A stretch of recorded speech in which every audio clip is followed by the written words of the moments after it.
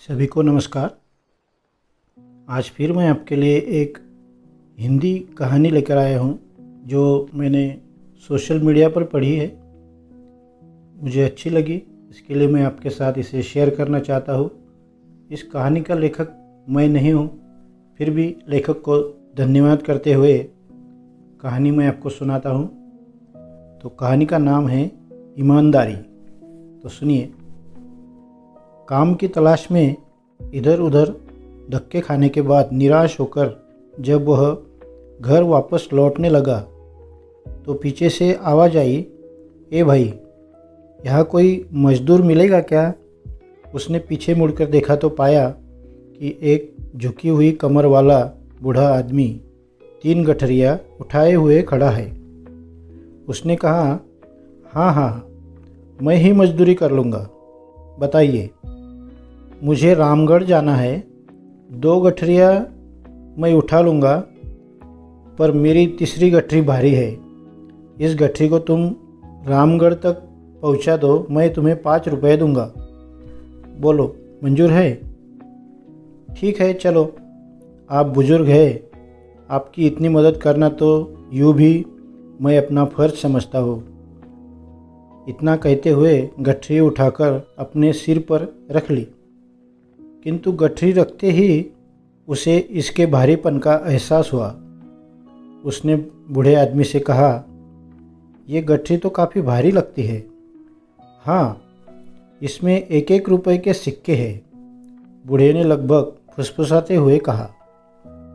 उसने सुना तो सोचा, होंगे, मुझे क्या, मुझे तो अपनी मजदूरी से मतलब है। ये सिक्के भला कितने दिन चलेंगे? तभी उसने देखा कि बूढ़ा आदमी उस पर नज़र रखे हुए है। उसने सोचा कि ये बूढ़ा आदमी ज़रूर ये सोच रहा होगा, कहीं ये भाग तो नहीं जाएगा। पर मैं तो ऐसी बेईमानी और चोरी करने में विश्वास नहीं करता। मैं सिक्कों के लालच में फंसकर किसी के साथ बेईमानी नहीं करूँगा। चलते चलते आगे एक नदी आ गई। वह तो नदी पार करने के लिए झट से पानी में उतर गया, पर वह बूढ़ा आदमी नदी के किनारे खड़ा रहा। उसने बूढ़े आदमी की ओर देखते हुए पूछा, क्या हुआ, आखिर रुक क्यों गए? तो बूढ़ा आदमी बोला, मैं बूढ़ा आदमी हूँ, मेरी कमर ऊपर से झुकी हुई है, 2-2 गठरियों का बोझ नहीं उठा सकता, कहीं मैं नदी में डूब ही न जाऊँ। 1 गठरी तुम उठा लो, मजदूरी की चिंता न करना, मैं तुम्हें 2 रुपये और दे दूँगा। ठीक है, लाओ, पर इसे लेकर कहीं तुम भाग तो नहीं जाओगे? क्यों, भला मैं क्यों भागने लगा? भाई, आजकल किसी का क्या भरोसा। फिर इसमें चांदी के सिक्के जो है, मैं आपको ऐसा चोर बेईमान दिखता हूँ क्या? बेफिक्र रहिए, मैं चांदी के सिक्कों के लालच में किसी को धोखा देने वालों में से नहीं हूँ। लाइए, ये गठरी मुझे दीजिए। दूसरी गठरी भी उठाकर उसने नदी पार कर ली। चांदी के सिक्कों का लालच भी उसे डिगा नहीं पाया। थोड़ी दूर आगे चलने के बाद सामने पहाड़ी आ गई।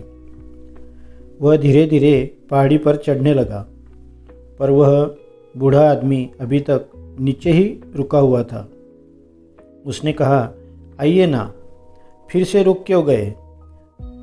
बूढ़ा आदमी हूँ, ठीक से चल तो पाता नहीं हूँ, ऊपर से कमर पर ये गठरी का बोझ, और उसके भी ऊपर पहाड़ की दुर्गम चढ़ाई। तो लाइए, ये गठरी भी मुझे दे दीजिए बेशक, और मजदूरी भी मत देना। पर कैसे दे दूँ? इसमें तो सोने के सिक्के हैं, और अगर तुम इन्हें लेकर भाग गए तो मैं बूढ़ा तुम्हारे पीछे भाग भी नहीं पाऊँगा। कहा ना, मैं ऐसा आदमी नहीं हूँ। ईमानदारी के चक्कर में ही तो मुझे मजदूरी करनी पड़ रही है, वरना पहले मैं एक सेठ जी के यहाँ मुनीम की नौकरी करता था। सेठ जी मुझसे हिसाब में गड़बड़ करके लोगों को ठगने के लिए दबाव डालते थे। तब मैंने ऐसा करने से मना कर दिया और नौकरी छोड़कर चला आया।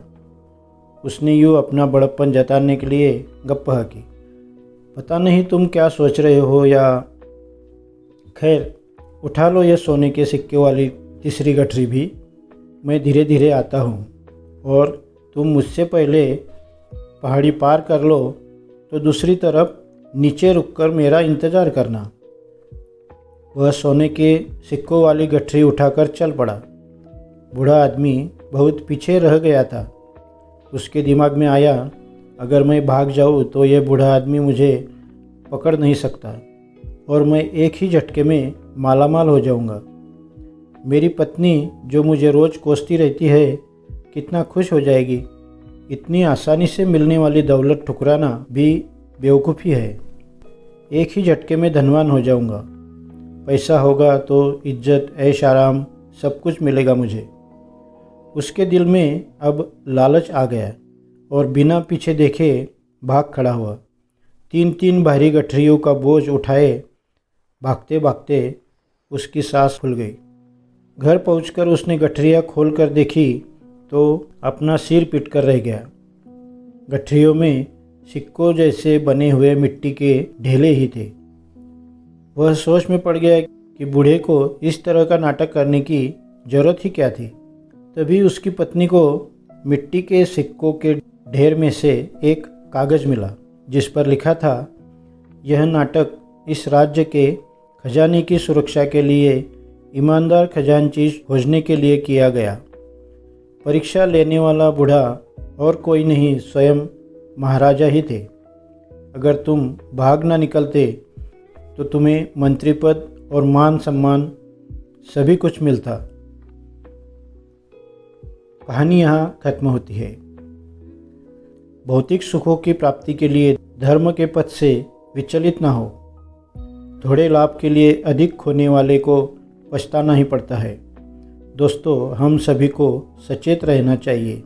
प्रलोभन में न डिगकर ईमानदारी और नैतिकता का सिद्धांत को पकड़े रखने में ही दूरदर्शिता है। जो प्राप्त है वो पर्याप्त है। धन्यवाद। दोस्तों, अगर आपने अभी तक मेरे इस चैनल को सब्सक्राइब नहीं किया है तो मेरी आपसे विनती है कि अभी इसे सब्सक्राइब कीजिए और उसके बाजू वाला बेल आइकन को भी प्रेस कीजिए ताकि मेरे आने वाले कथा कहानियों के एपिसोड की नोटिफिकेशन आपको सबसे पहले मिल सके। और हाँ, कहानी अगर आपको अच्छी लगी हो तो लाइक ज़रूर कीजिए। अपने दोस्तों के साथ भी इसे शेयर करें। अगर आप इस कहानी के बारे में या मेरे इस चैनल के बारे में कुछ कहना चाहते हैं तो इस वीडियो के नीचे कमेंट बॉक्स में आप कमेंट करके मुझे बता सकते हैं। आपके बताए हुए सुझाव का इंतज़ार रहेगा और स्वागत भी। धन्यवाद।